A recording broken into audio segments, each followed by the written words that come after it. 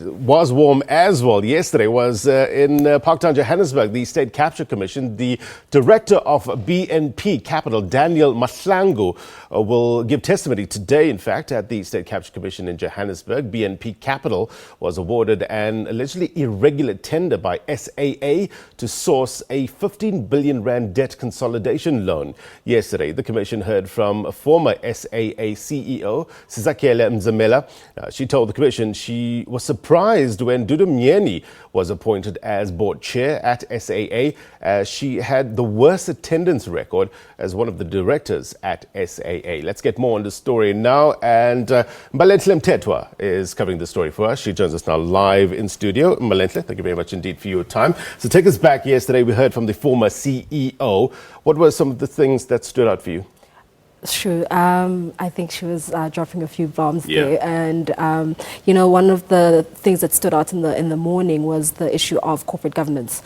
She started off by talking about corporate governance, and we were told that her evidence was going to center around corporate governance. And she spoke about how the shareholder has the responsibility to ensure good governance at SOEs, including SAA. And we know the shareholder to be the Department of Public Enterprises. And she went on to explain, how to compare how governance was under, two ministers that she served under, the one being Barbara Hogan and the other one being Malusi Gigaba. And she spoke about how under Barbara Hogan, she played her role as, a shareholder that was responsible to ensure good governance. And on the other side, on the other hand, when Malusi Gigaba was Minister of Public Enterprises, she felt that, there were cracks and, there was a breakdown in communication, and there was the governance basically started failing at the SOE. And it's very interesting that she actually she starts her conversation around governance and moves on to the closure of the Johannesburg-Mumbai route. And it's almost as though she paints a picture that, the shareholder, being, Malusi Gigaba, was somewhat instrumental or complicit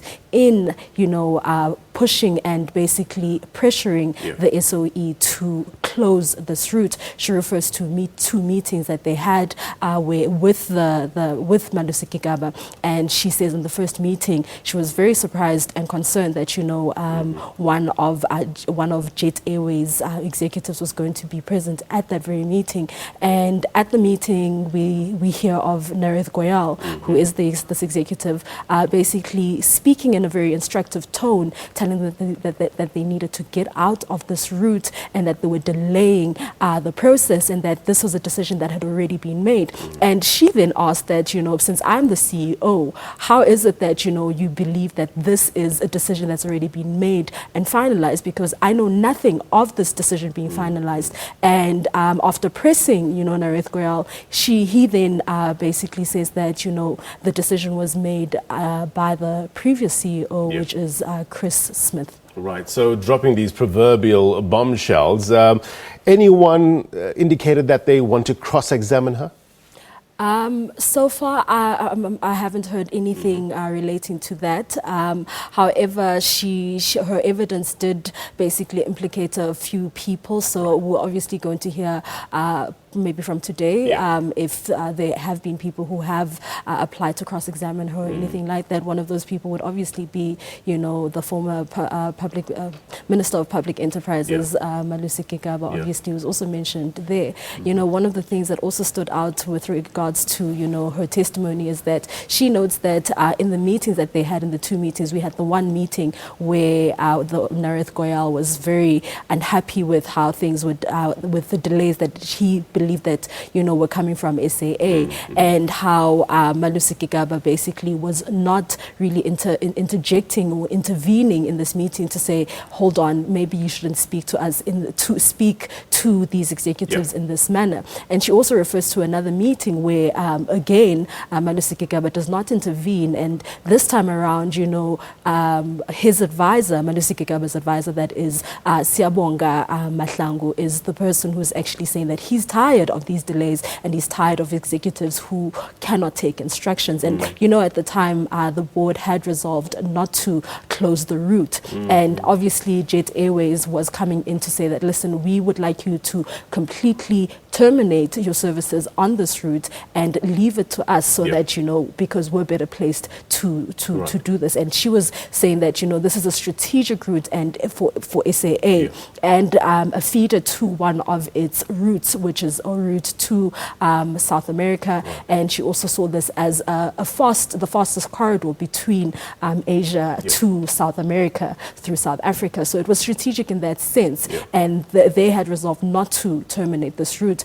But the demand was that they needed to terminate the route and leave it to Jet Airways. And she almost says that, it's unfortunate that, the minister, it's almost as though she's painting the picture that it's unfortunate that the minister did not intervene during those meetings, because in the second meeting, which was held in Cape Town, she says that when Malusi Gigaba was pressed to say something and to basically interject and intervene, after, his advisor, Siyabonga Mahlangu, has angrily addressed SAA executives, he basically comes out and says, he would like to see SAA and Jet Airways basically meet each other, and then after that introduces Nareth Goyal yet again in this second meeting. So her testimony is largely augmenting evidence already heard at the Commission. What about today? What can we expect today? So today we have BNP Capital director coming in. So what we've heard about BNP Capital is that they were appointed to do as transaction advisors at SAA, and then later had their mandate irregularly expanded to then include sourcing of funding. And after that, when this deal did not go through and this deal was cancelled because of a whistleblower that basically, flagged it as, a corrupt activity. They then had to pay a 49.9 million rand cancellation fee. And BNP Capital was meant to get funding from Grisak AG. And we had the director from Grisak AG also testifying before the Commission. And he basically told the Commission that they had not requested any cancellation fee or anything like that. And because of that, it's almost as though we had one of the CFOs, Pumezan Hansi, saying that, she saw this to be, a plan basically to enrich, then board chairperson, Dudumieni. So those are the things that we can expect to hear. We're going to expect to hear, an explanation as to, what unfolded, how they came to, be appointed at SAA, and more a better explanation of the cancellation fee, which seems rather to be, unjustifiable. And, usually what happens with cancellation fees is that if a company has gone ahead and started doing the work, they will then come back and say, because you've cancelled it and we've already deployed our resources and started doing the work, you then have to pay us for the work that we'd already started, and that's when you have a cancellation fee. But in this instance, no work at all had been done. All right. So, something very interesting that happened yesterday morning at the beginning of the Commission was this back and forth regarding somebody called Ms. Kutsia and her evidence and the Rule 33 notice. And Rule 33 notice is with regards to the implicated persons to give them a chance to come and listen to the evidence and then apply for cross-examination if they want. Who is Ms. Kutsia? What do we know about them?